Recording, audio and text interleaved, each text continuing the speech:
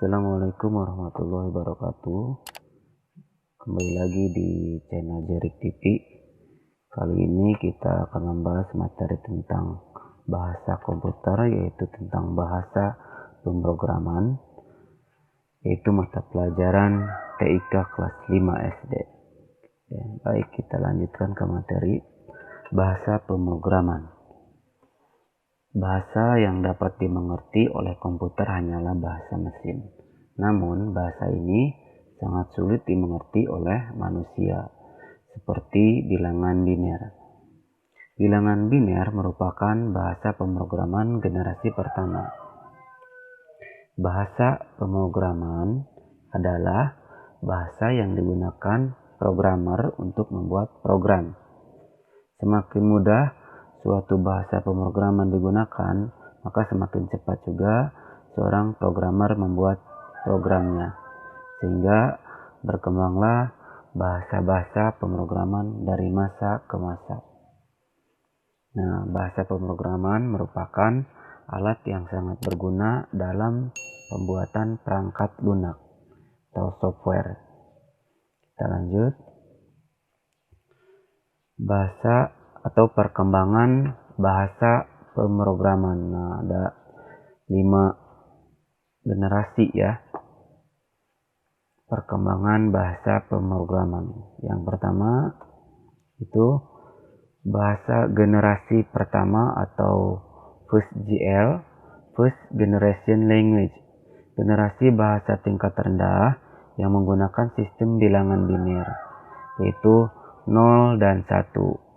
Bahasa generasi pertama adalah bahasa mesin. Nah, juga dengan bahasa mesin untuk generasi pertama yang kita kenal dengan bilangan biner. Bahasa generasi kedua atau second GL, second generation language, generasi bahasa tingkat rendah yang disebut bahasa rakitan atau assembly language. Bahasa generasi kedua menggantikan bahasa mesin dengan simbol huruf dan angka. Bahasa generasi ketiga, 3GL atau third generation language,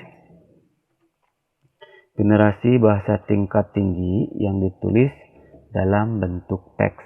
Contoh untuk bahasa third GL ini adalah C atau C++ ya, atau JavaScript. Oke, selanjutnya generasi keempat atau fourth GL, fourth generation language, berisi pernyataan yang mirip dengan kalimat dalam kehidupan sehari-hari. Contoh itu viral, VXP, Python.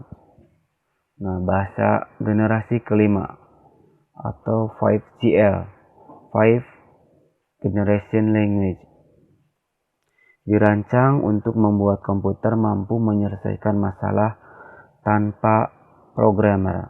Contoh Mercury, OVS 5 dan Prolog.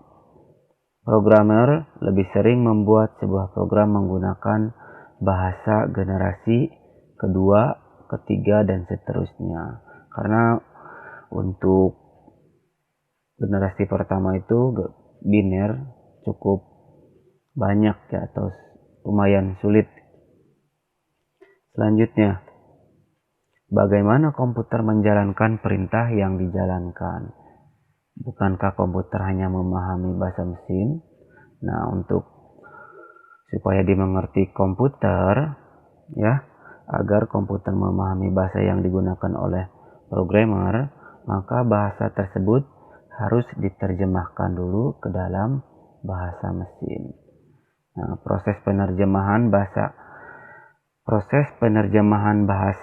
programmer ke bahasa mesin, nah ini disebut dengan kompilasi atau compilation. Program atau alat yang melakukan penerjemahan disebut dengan kompilator atau compiler. Nah, jadi alatnya yang digunakan yaitu kompilator atau compiler. Oke, baik. Prosesnya yang pertama dari programmer, bahasa dari programmer ya, lalu diterjemahkan menggunakan alat kompilator atau compiler menjadi bahasa mesin, terus baru komputer mampu memahami perintah dari programmer tersebut. Oke. Ingat ya, nah proses penerjemahan bahasa programmer itu disebut dengan kompilasi atau compilation. Nah, alatnya itu compiler atau kompilator. Oke, baik. Sampai sini pembahasan tentang bahasa pemrograman ya. Kita tutup dengan assalamualaikum warahmatullahi wabarakatuh.